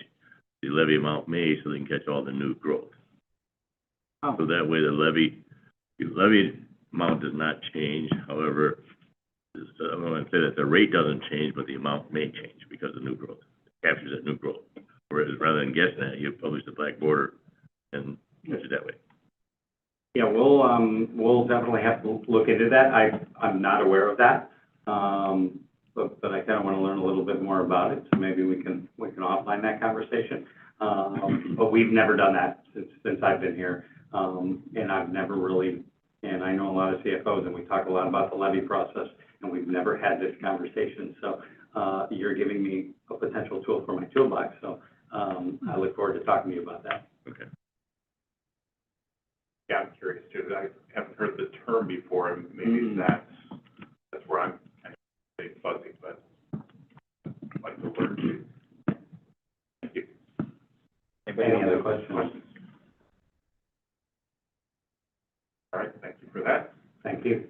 Moving on, item 11, Director of Communications Public Engagement. Good evening. So I did submit a FOIA report for everybody to review. Are there any questions on that? We had a total of, I think it was 8, and 3 of those are commercial FOIAs. I just see several of those each month. Any questions on the FOIA? And then the communications dashboard, just kind of as an FYI, so you can see some of those analytics around some of the communication efforts that we have. Any questions on any of that? And I just will give a plug and a congratulations to Communications Department. If you have not seen our very first video that is depicting the empowered learner attribute from the Portrait of a Learner, just got posted today, but it was in the newsletter this weekend. It is a fantastic video, so thank you for the hard work that you were able to do with that. You're hearing from students and staff and visually seeing what does an empowered learner look like in the district. So thank you for that. My pleasure. Great. Thank you, Ms. Beth. Item 12, President's Report, / board discussions, since I have these two together. Wanted to give the board an update, and the public, actually. So we did recently interview for the new board position, or the student representative position. We interviewed 5 candidates, and they were all stellar. It was a pleasure learning or re-engaging with the students and learning what kind of things they do in school. I find it always fascinating what catches people's interest and what drives them. So thank you, one and all, to those candidates for actually making, in my opinion, our decision difficult. That means that the pool was really good. And it's my pleasure to announce that the board has elected Olaf Rosner, who's a rising junior, I believe that's the correct term, and welcome him, and he'll be seated in June, July? June, July. Hopefully June, but. Yeah. Yes, hopefully June. Okay. So there's that piece of news. Also, there is a little bit of IASB turnover. I'm not sure if you're aware, but Laura Martinez is moving to a different role within the School Board Association. So she will not be our representative for the Kishwaukee region. A new replacement has not been named yet, but in the interim, a gentleman named Gary Basouls, not sure if I'm pronouncing that correctly, he is stepping in on an interim basis until the long-term person is announced. As an executive board member at the Kishwaukee level, we are having a June 9th executive meeting, and I will meet the gentleman for the first time in that setting and learn about him a little bit. But again, he's an interim until that permanent person is named. So I wanted to let people know that development. Look like you have something to add. No? Okay. So in regards to item 12.1, board discussions, or anything to add to this discussion for future time? Can I just go back to Melissa's question? When I saw that eliminating attendance altogether, that's what I want to dive into. I'm wondering if the article was around, they're looking at the new accountability system. Attendance is still calculated, but currently the recommendation out there is that it wouldn't necessarily hurt, but it would be the elevating indicator. And so I wonder if that's what that article is. But the way I've seen the article, it looked like it was going to be eliminated altogether, but I'm going to do a little bit more digging. Right, and But if you- actually, yeah, now that you, because I also seen a little book about this a few weeks ago. Like potato, right? We don't want to focus on who's, the missing attendance. We want to highlight the attendance rate. So it can help a district, not hurt it, but it's still going to be calculated in a positive way, if you will. So I'm wondering if that's what that was, the way that I think the description was written. It led me to believe that it would be going all together, so I'll do that digging, but I'm wondering if that's what it was indicating, that I remember. elevating indicator. Dr. Hoyle? They're calling it consistent attendance, so reporting who is here and not who is missing. So it's the way we're saying it, 90% rather than 10%? Yep. Thank you. Yep, that's exactly, now that you said that, I remember that's what I first saw, was what you're reporting, the positive versus the negative. Yep. And then that little quote today, I was like, are they removing it entirely now? So, yeah, good, thank you on that. I Now did, the potato analogy fits. Great. Two sides of the same coin adding to one coin. Okay. It is important to focus on the positive. It is, but it's the same data. It is the same data. Okay. Glass half full, glass half empty, I get it. Exactly. All right. I did have, I have something. oh, go ahead, Rich, go ahead. You first. Oh, go ahead, finish No, your- please, go ahead. Okay. Thanks. Related to the Illinois Association of School Boards, or IASB for short, for those who don't know what that acronym is, I'm requesting that, I know we haven't met this gentleman yet, that we bring this gentleman or whoever is appointed as our rep to come out, and meet with us as a board. More so, and I'm not pointing this at anyone, I think this for myself especially, and I think anyone else might benefit from this as well, is to talk about how we can be more effective and efficient in our board meetings. It's my understanding that other boards, other school boards specifically, don't have meetings that may go as long as ours, don't have whether it be open sessions or closed sessions.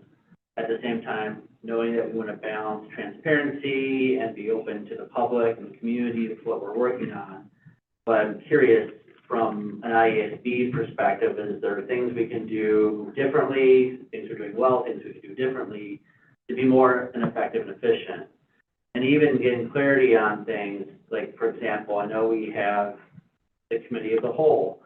Part of me wonders, being on the board now for a little over a year, do we have a committee of the whole because we've just always done it this way and it's been just carried over year after year, term after term? Is there another way of doing committees? Do we need committees even? You know, all those questions, I think it'd be worth at least asking ourselves the questions and asking, is this effective the way we have it set up? The other part too, I think for my own sake of clarity, is the analogy that IASB frequently promotes is the Board of Education being in the balcony versus the dance floor. And I struggle with this myself as a board member, is am I asking too many dance floor questions, or am I asking balcony questions? And how can we have the dialogue about, hey, that is a dance floor question, and that could actually be done, just using an example, like on Mr. Altmeyer, if it's a finance question, maybe it's me just shooting him an email and saying, hey, can you explain this to me? And we can just give a quick explanation versus bring it to the board, and then we have a lengthy 15-minute conversation about my question. It's just using that as an example. Is there a way we can be more effective and efficient? And the other piece of this is, you know, what is required of us under statute to approve? What needs to come in front of us? I know we approve payables. Do we need to approve all the payables, or is there a certain threshold that we need to approve? And if that's the case, why are we going through approving all of the payables and looking at every penny, even though we want to be transparent with the community? I think some of it too that I reflect on in this comment is we hire a superintendent whose job it is to lead the district. And at what point do we let the superintendent do her job, trust that she's doing her job, but still hold the superintendent accountable while also being more effective and efficient as a board? Because I know that myself, especially in reflecting on my own behavior, I wonder when I ask a question that is dance floor related, how many hours time is spent by the district team that could be spent on strategy, called opportunity cost, that could be spent on bigger things versus my dance floor question. And I bring it up because I think it'd be helpful to have an outsider come in to just really educate us on how do other districts operate when they have, they work with every district in the state. So they would have at least feedback on, hey, this is what other districts are doing, and here's some feedback to you. So I don't think it's, given the transition, I'm okay if we wait till the fall to do this. I'm not saying do it next month or in the next 2 months, but maybe something we can bring back once there's an official rep appointed in the fall to come out and do this exercise with the board in closed session. Sure. I will add this much. Having served for as long as I have, and I'm not trying to tell you what you should do or think, but over the years, there's been many parents, many community members who have asked questions quietly, not in a meeting, or have come here in public comment and made bold statements of, why is the district hiding this? Why is the district hiding this? Go jump on any Facebook page for any school district, and you'll see similar questions from the public being posed out there. Watch some of the meetings that they have. And I don't mind having these discussions. I'm glad that we have the questions that do dig into the content a little bit from a dance floor perspective, because if you're asking the question or somebody else is asking the question, our job is to represent the public, and if we're asking the question, somebody in the public is going to have the same question. And it's okay for me, it's okay to have that discussion because it does bring it forward. The same way with payables and everything else. We've heard the conversations, we've heard people's comments. What is the district hiding by not going forward with this? So for me, I want to be as transparent with this as possible. I want to bring it out into the open so that somebody can watch a board meeting from home. We can educate our public as best that we can on the things that we do here. So that's my perspective, but I know that everybody's different, and the more dialogue that we have on things, the more time that we spend here in these meetings, but I look at it as it's our responsibility and our job to do that. It's not just my question. I'm asking a question on behalf of the public that we're serving. So that's the perspective that I take, but I understand and I respect your questions because we've had meetings that have gone on until the automatic locks kick in on the building and it's time to move on and go home. But that's my perspective, and everybody's different. I get it. Yeah, and I respect that, and I absolutely, again, want to be perfectly clear. I want us to be transparent as a board and as a district. I also don't want to make the assumption that the question I'm asking is of the entire public's interest. I think that's where it can go down the rabbit hole, is that every question that's asked, is that of the public's interest, or is that me just going down a rabbit hole? And that's where I think the guidance would, like, if there was some clear guidance that ISB could provide us, that say, okay, if it meets this threshold, this would be a question that would be worthy of asking. And this is a question openly, and here's a question that might be worth asking as a sidebar. Sure. That's kind of bad. But I absolutely want to be transparent. And I've come from the school of thought that no question is a dumb question. That's why we have them, because we're seeking knowledge, seeking to learn, because we all have questions. We all come from a different perspective. And not just us sitting up here, but the people who sit out there are people who watch on TV or on their computers. What questions? And sometimes they're not wanting to ask those questions. That's why the term was coined the silent majority many years ago in a presidential election. People don't necessarily want to ask the question, but that doesn't mean that they don't have the question.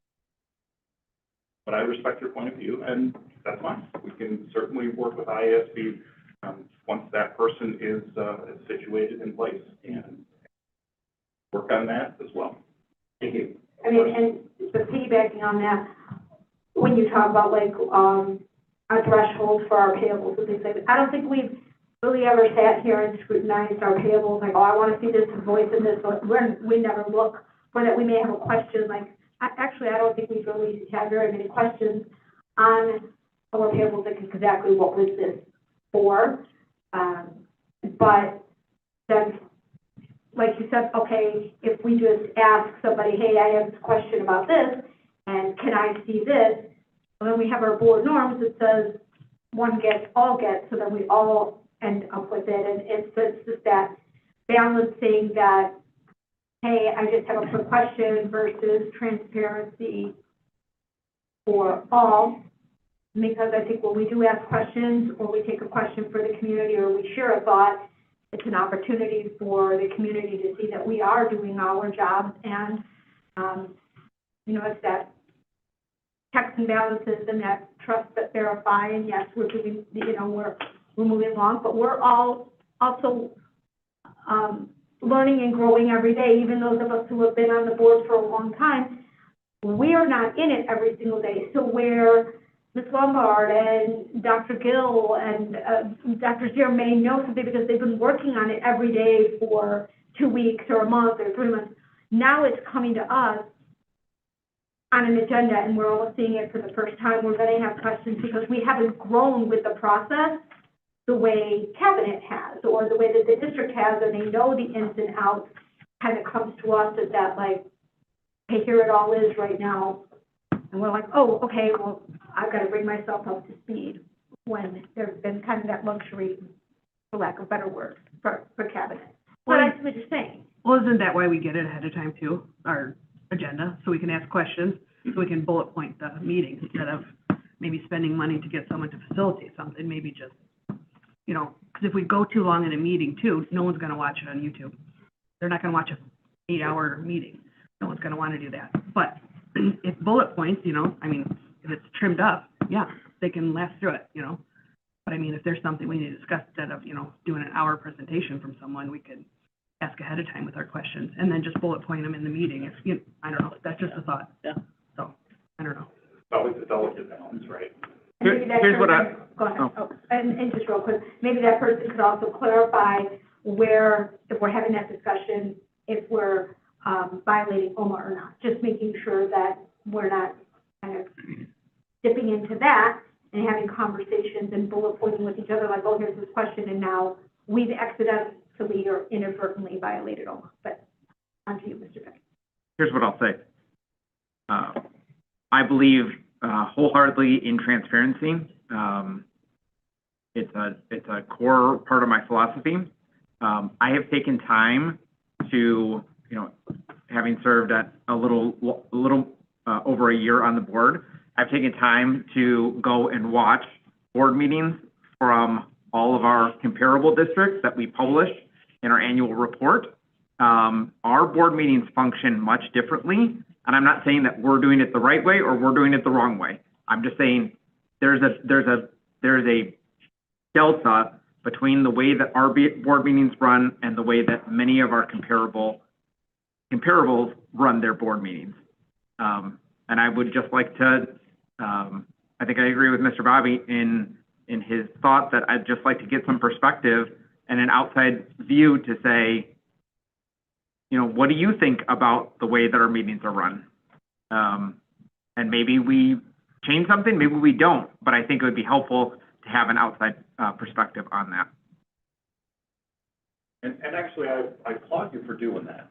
And maybe that's a takeaway here too, is to not necessarily do a field trip, but pick another school district and go watch a board meeting, whether it's online or if they're nearby and you actually want to introduce yourself to another board member from another district and say, look, I'm from Huntley 158, thought I'd just hop in and watch what you guys do and how you do it. Some of the best ideas come from watching other people and incorporating some of the things that other districts do and thinking it through to say, that is something that maybe we can do a little bit better, or that's a change that could make us more efficient too. It's not necessarily taking it from the school board association because they don't necessarily watch all those board meetings function, but that's an opportunity for us to delve into some of the neighboring districts that we do have around us. There's certainly a good multitude to pick from. Yeah, and it's been very eye-opening as I've kind of gone on this journey, because there's things that I've seen where I'm like, I hate that, right? Like, I never want us to do it that way, because there are things that we do way better than other places do, and then there's ideas where I'm like, oh yeah, that's really cool, and I think we could do that, and it would help. I think it would help the public communicate some of these things. I think to Laura's point, like, bullet point some of these ideas to make it more digestible. So I think that there are some ideas out there that we could pull from. All right. Not hearing anything else? Oh, all right. Item 12.2 minutes, you have those in front of you prepared for your review. Go through that meeting. Consent agenda. Item 13, Mrs. Maiorino, you said you wanted to pull one thing off of there. Yes, I would like to pull item 13.4, which is contracts and agreements for the 26-27 school year. I have some questions, and so if we could just move that to the end and make that item, action item 14.6, please.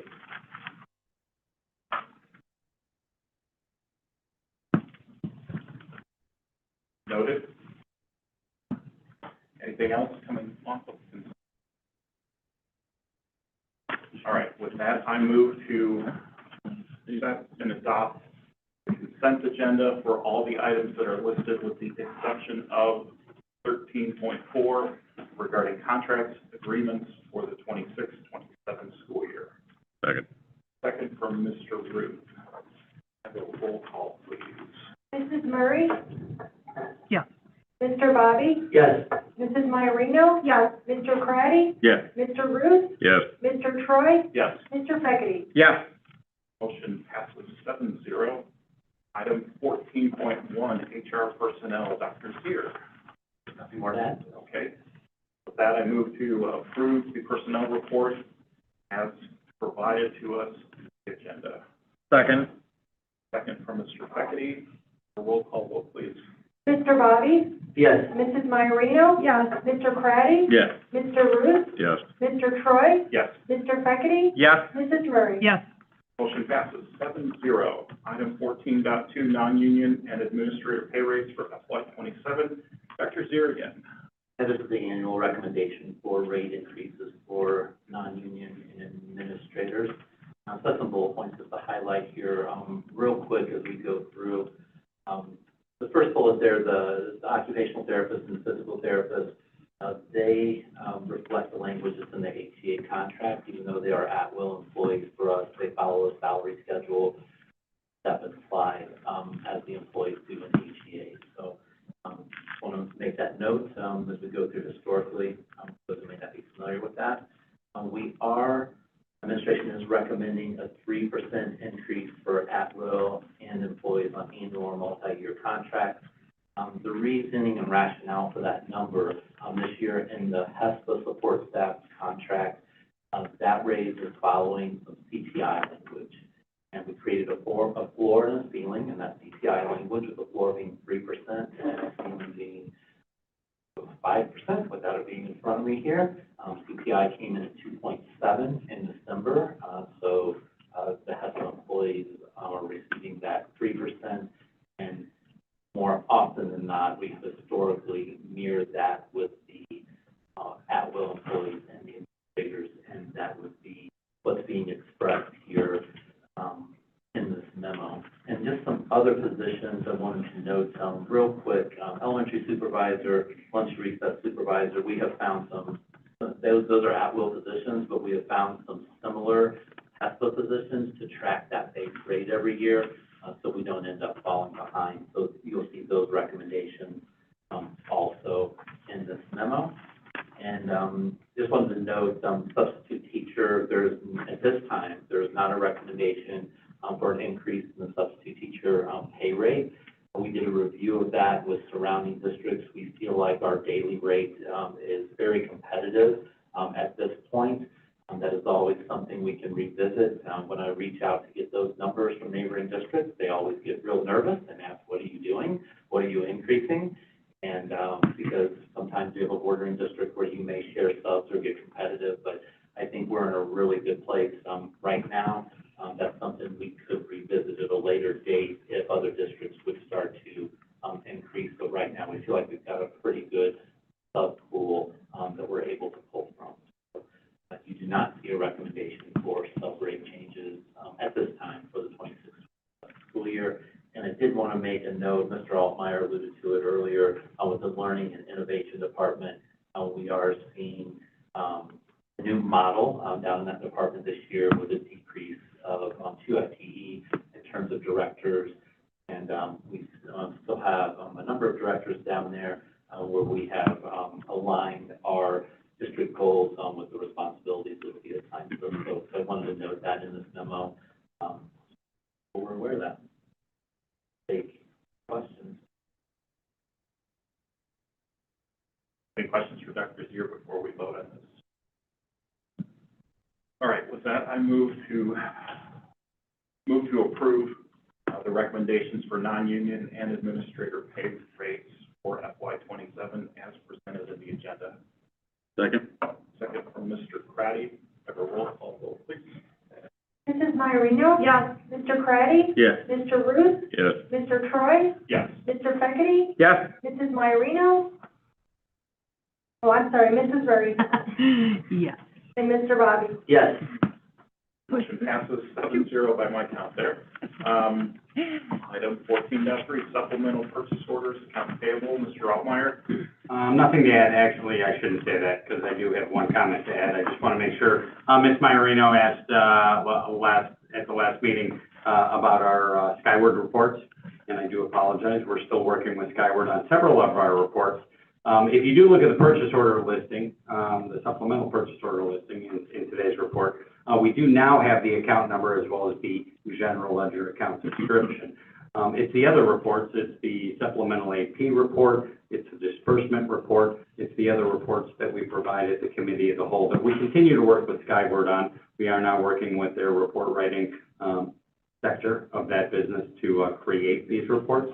Hopefully we should have those for next month, but stay tuned on that. But other than that, I have nothing else to add, but I did want to make that point so you do know that that's coming down the pipeline. Yes, thank you. Yeah, excellent to hear. Any questions for Mr. Altmeyer? Thanks for that addition, sir.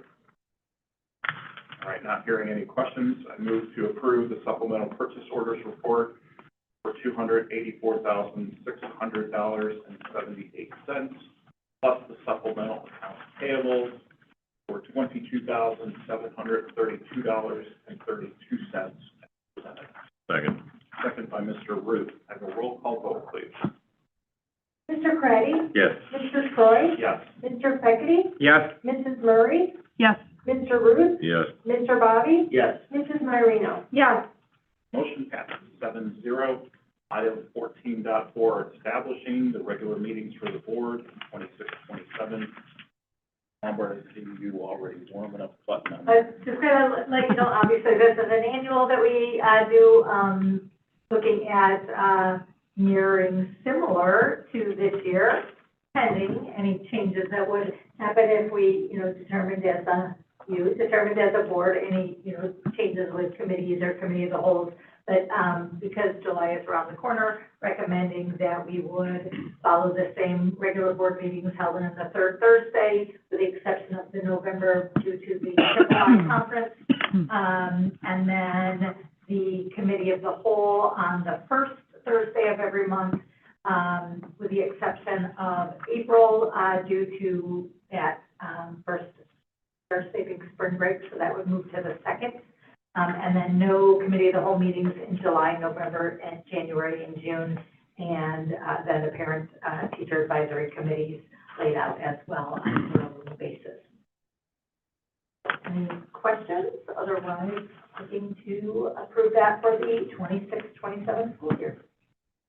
Yeah, I have a question. The one question I have is for the June curriculum workshop, is there any reason why we have it in June? Which, where I'm thinking, where my head's going is, school's out, this one's open up to the community to have families come and attend. And families, are they checked out at that point because, hey, school's over, let us enjoy our summer? Is there any benefit and value of doing it in the fall or any other month, or is it just logistics? Looking at the reason we look at it is June, we will be reporting on a number of our KPIs that are in that student success teaching and learning component, as well as giving time for our L&I department to compile and look through the spring data from the local component of that. We also have the fall, if you will, not until November because of when the state assessments and data are able to be released out of embargo. So looking at that, I know we get a little later next year, so there's not as big of a buffer there. Dr. Gill, Dr. Hoyu, moving it up to, the end of May would probably be difficult for that state, or that local testing, is that correct? Yeah, I think we're just now, finalizing for our, like, we're just getting things in for our June, curriculum workshop. So it would make it tight. We really couldn't report probably in May. I think especially with, promotion ceremonies and all of the other things that come up at the end of May, that and the data wouldn't really be readily enough. Yeah, no, that makes sense, I mean, from a timing perspective, I guess, it could be done in the fall, but then you're fighting up against all the other things that happen at the beginning of the school year, so, okay, thanks for clarifying.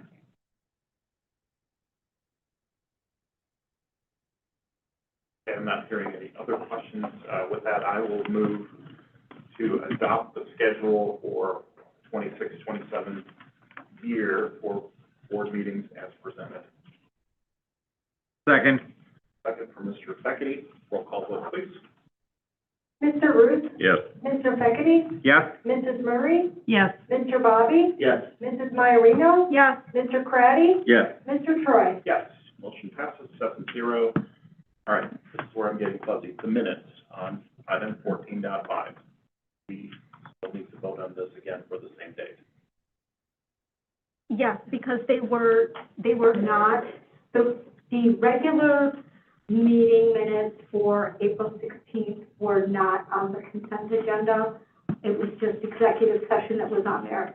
Oh, okay, now I see it, okay. We went ahead and made some amendments to the minutes for April 16th to reflect conversation or commentary during our vote after we came up from closed session when the audio was off. So we wanted the minutes to capture as much information as possible.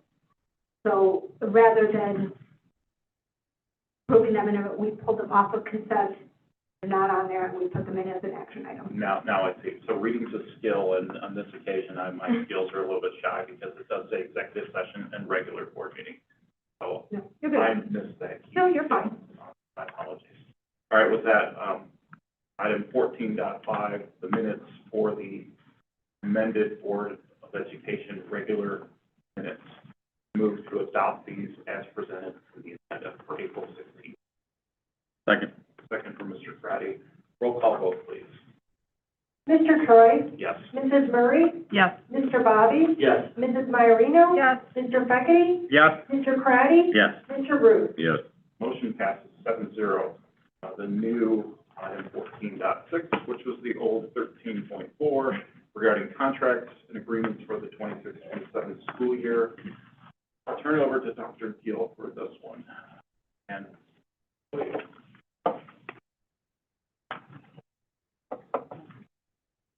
I think it would be more for just a question, since it was moved to that, but Mrs. Maiorino has some questions, and Dr. Hoyer, do you want to come sit next to Dr. Zare, and we'll move your microphone? It could be actually just a really quick question, so I don't. Okay.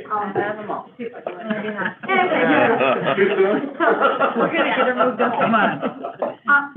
No, but at the committee of the whole on May 7th, when this report, and all the contracts that were either, there was one I think that was new, one that we're in the middle of, like in year 2 out of 3, and then we had some renewals. But this, report from May 21st now, there's only 13 that are being approved. So there's like, I think, 36 or 38 contracts that were on the May 7th spreadsheet, that are not, and I want to make sure that in our vote tonight, we are only approving these 13, Yeah. not the whole packet that was on Correct. the committee of the whole. These are the ones that had to be pulled forward. Right, so we put the committee of the whole had all, we wanted to make sure that we were being transparent of all of the contracts that we use in the Learning and Innovation Department with our students and with our staff. We also wanted to, share, I believe it was, Mr. Lindquist that does something similar. We said we would do the same for just bringing all of that to light. And then what was the return on investment? Why were we continuing those?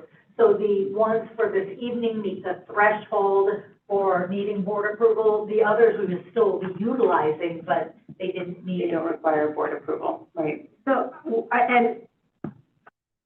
but like, I'm looking at ECRA. I mean, I'm just pulling one off of the May 7th report.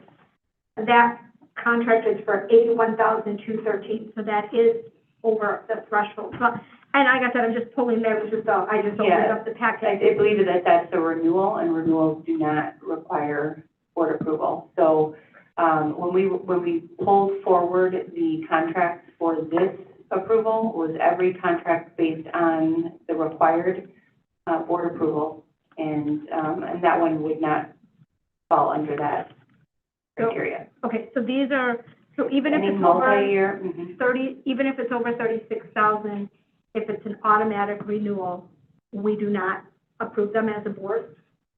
Or multi-year. Multi-year, or, but if it's a renewal, we don't approve it, it just goes through. Because it's in the budget. The approval happens at the budget level, not at the contract level.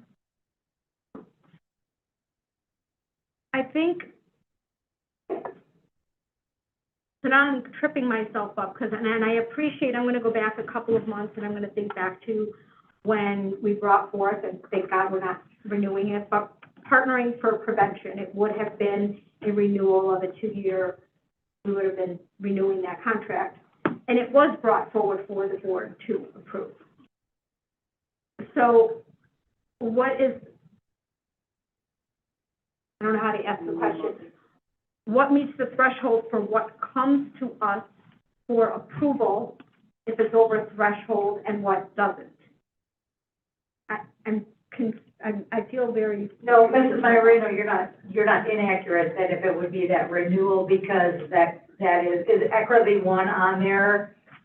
Or were there other ones? Because there are other renewals you have moving forward. There were, so any, my understanding is that it's any new contract, so a brand new contract, over 30, I believe it's 35,000 is our threshold.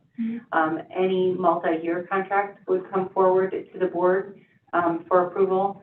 And then, my belief is that there are certain contracts like professional development contracts, There are things like technology, Mr. Altmeyer, you could have that list sitting right there, that those would not need to come forward don't for that. require. There are some exceptions Correct. under the state code. But I do know that Dr. McCriddle, reviewed every contract from the packet that we brought to the COW, and only pulled forward the contracts that were required, to have board approval. So there wasn't anything that, from the May, what was the date of our May COW meeting to now, where. Yeah. So I'm just, when I look at, I highlighted some, and I'm just looking at the ones that are over $35,000, like every day. Can I jump in real quick? Yeah. All right, so let's give an example. Common Lit is a multi-year contract. That's $37,800 for 3 years. We are going to approve, well, tentatively, we are going to vote to approve that tonight. But when that same contract comes up next year, we do not also need to approve it next year, nor in year 3. However, if after the 3 years, the district wants to sign an additional 3 years, or an additional 10 years, or an additional single year, then we would approve that next contract as it comes up. But on the renewal, the second and third year do not need to be approved at the board level. Mrs. Myron, can I make a recommendation? Could we look at, having a motion to approve those 13, and then the ones that you have highlighted, if there is a question, we could look at either and bring that back to the next meeting on the rationale of why that would not need to be, or bring that contract if there was something that was inadvertently missed. And again, I'm just really trying to understand, I'm not trying to challenge, I'm truly trying to understand, because I look at this EAB that was on there, it specifically on that column said year 2 of 3. So it specified that we're not in a renewal, that we're actually in the middle of it, like here's a list, this is the contract we have, this is the value, but we are in the middle of the period that our contract goes, where some other ones are saying either new or renewal. And of course, you know me, I've always got to have one that's the thorn in me. I'm still stuck on Smart Social. So that was my next question. But yes, I'm fine with us approving these 13. I wanted to clarify that that was all we were approving tonight. But then these other ones, if we could kind of hold off with that rationale, or making sure that questions or that the board is approving what needs to be approved and moving forward. Yes, with what doesn't. and if you could give me a list of the ones in question, and then we will absolutely bring those in June with either that rationale, that explanation of the why or why not, and then if, again, one was inadvertently missed, we would absolutely be bringing that back. Right, you know, and that's, I get where everybody's a little bit between renewals and in the middle of our term, and that's fine. So I am fine with us moving forward and approving these 13 that are on here. Yeah. All right, thank you one and all for that contribution. With that, I will go ahead and move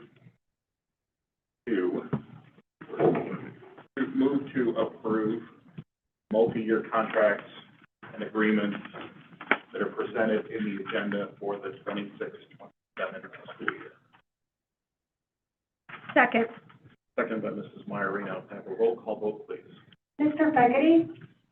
Yes. Mr. Bobby? Yes. Mrs. Murray? Yes. Mr. Craddy? Yes. Mr. Ruth? Yes. Mrs. Maiorino? Yes. Mr. Troy? Yes, motion passes 7-0. Item 15, public comment. I don't see anything in the tray. No. Okay, we don't have anything in the tray.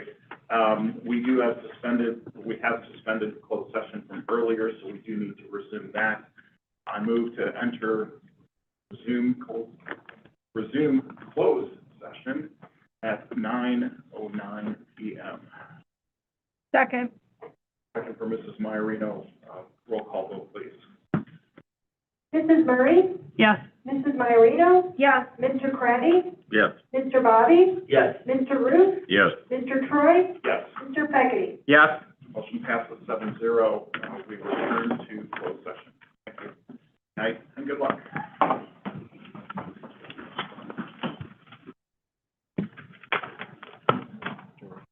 Oh, my gosh. Aw. Thank you, Nico.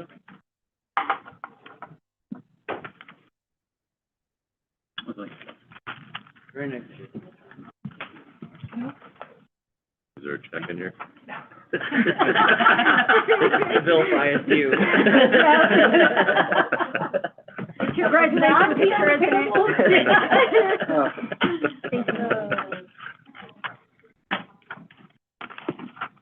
Thanks, Nico.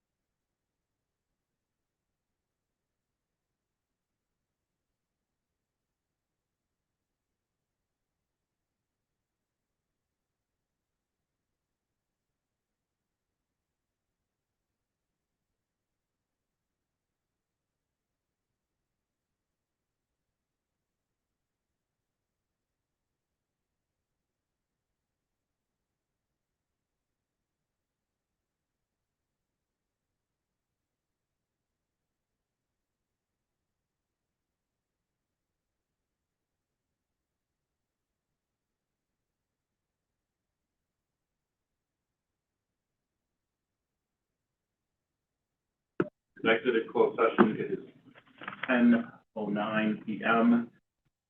Have roll call vote, please. Mr. Bobby? Here. Mr. Craddy? Here. Mr. Ruth? Here. Mr. Troy? Here. Mr. Feckity? Here? Mrs. Murray? Here. Mrs. Myarino? We do have one action item coming out of closed session. I move that the suspension of student 2026-02 be upheld, period. Second. Second by Mr. Craddy. Have a roll call vote, please. Mrs. Murray? Yes. Mrs. Myarino? Yes. Mr. Craddy? Yes. Mr. Bobby? Yes. Mr. Ruth? Yes. Mr. Troy? Yes. Mr. Feckity? Yes. Motion passes 7-0. Move to adjourn our meeting at 10:10 PM. Second. A motion and a second. All in favor, please say aye. Aye. Opposed? Our meeting is over. Thank you and good night.